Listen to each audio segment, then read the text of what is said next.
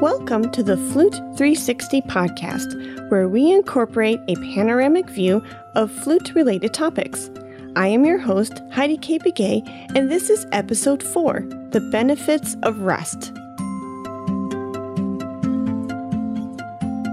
In today's episode, I would like to share with you the research that I've been reading on the benefits of rest.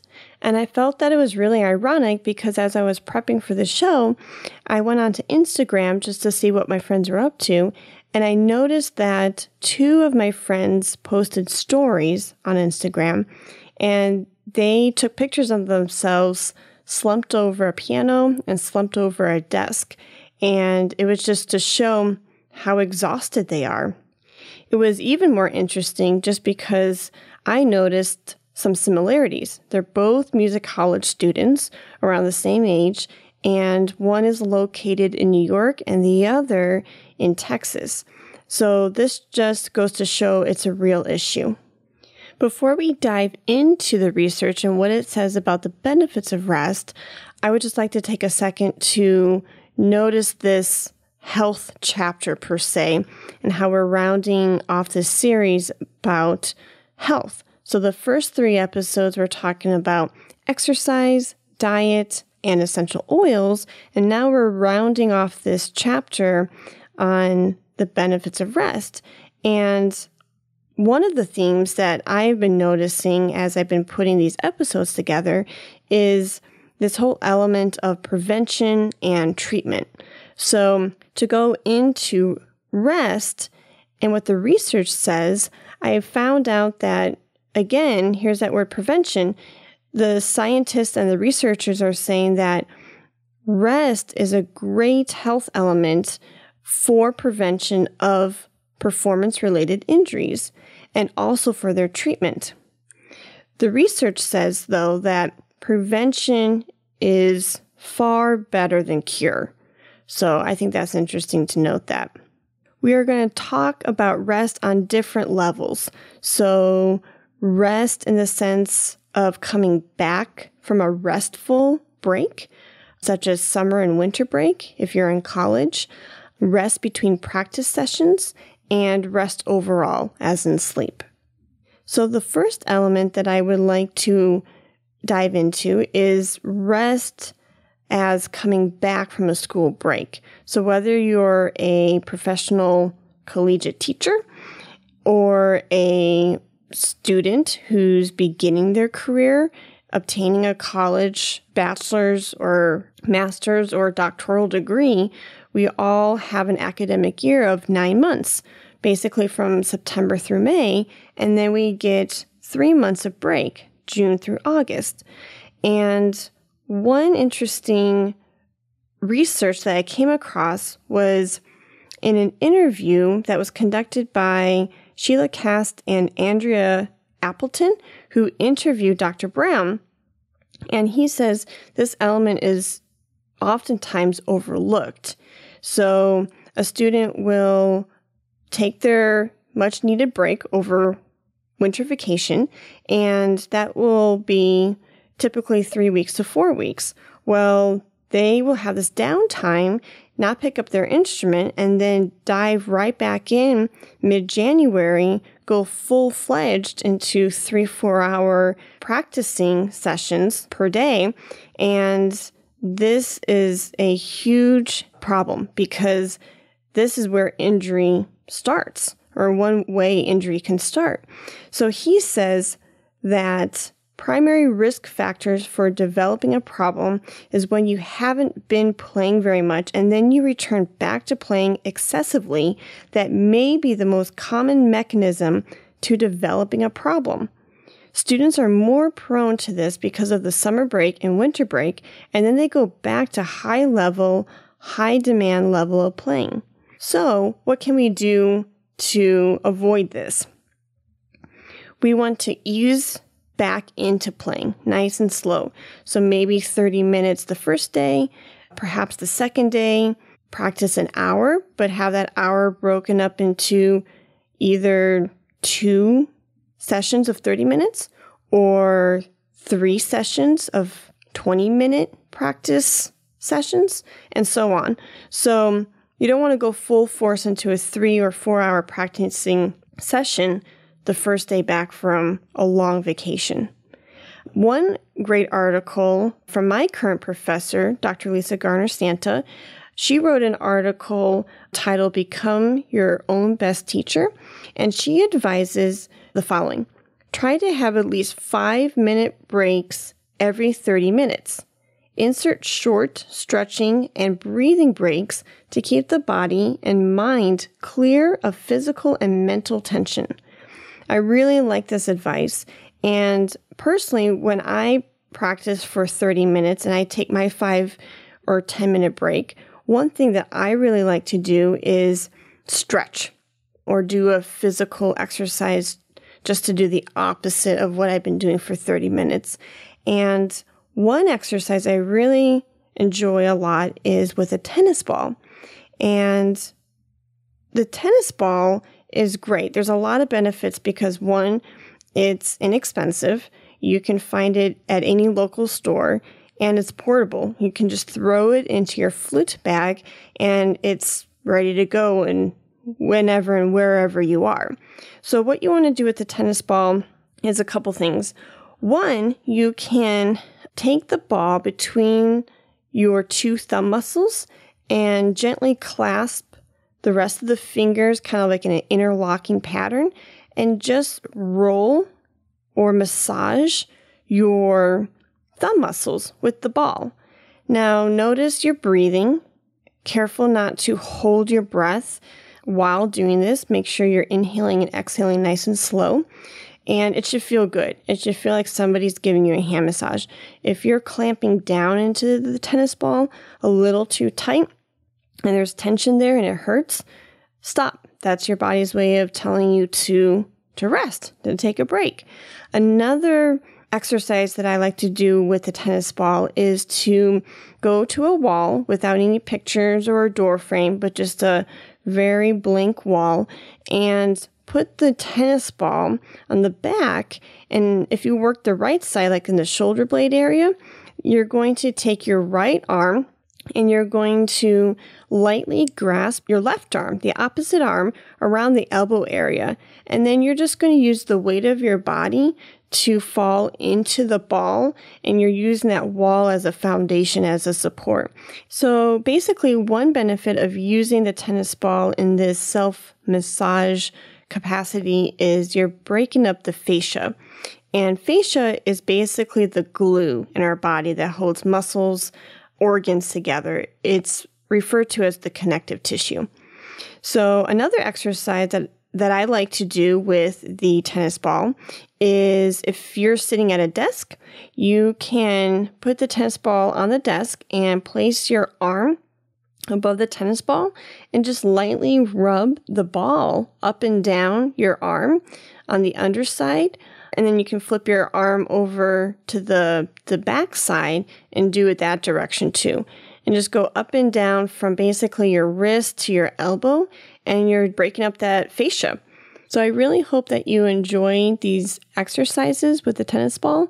I know I do. And you will find soon enough that these exercises with the tennis ball will replace your friends and family members who you beg to rub out the knot in your back or your arm or wherever. It really does that good of a job. In addition to the research indicating that after long vacation breaks, students are hurting themselves because they're full-fledged going right back into practicing without gradually building up that time from the break, research is also showing that at the end of the academic year is when there's a high fluctuation in performance-related injury. And it makes a lot of sense because by the end of that 9-month span, students have performed in recitals, concerts, they have given technique juries, they have played in their church services or in other performance venues. And so all of these hours, not just practicing, but also performing, add up really quick. What I am concluding from all of this research is that we need to listen to our bodies and take those necessary breaks, whether it's in the practice session or if we're working too hard at the computer, typing up a paper. Our bodies know best, and so we need to listen to them. So to continue on to the third element of today's episode, let's examine rest as in sleep. So let's put aside for a second that we are musicians or flutists and just embody the idea of being human, of being a human being. And sleep helps with our body's immune function and overall helps with a great healthy system. And so going back to Dr. Manchester's article, they did some studies on specifically musicians, and they have found some really interesting data. One statistic that I would like to share is from that article, The Role of Rest by Dr. Manchester. And he and other researchers have found that a sample of 241 Brazilian symphony orchestral musicians, of those musicians, 62.7% reported some type of sleep disorder, and sleep disorders were associated with musculoskeletal pain.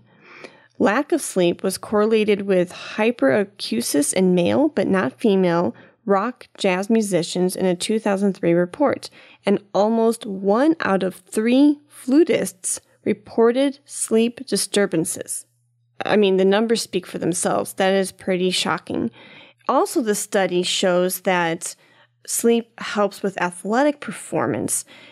And I don't know if you've ever heard of this before, but way back when I was in high school, one of my very first teachers was Dr. Diane Boyd Schultz, who now teaches at the University of Alabama.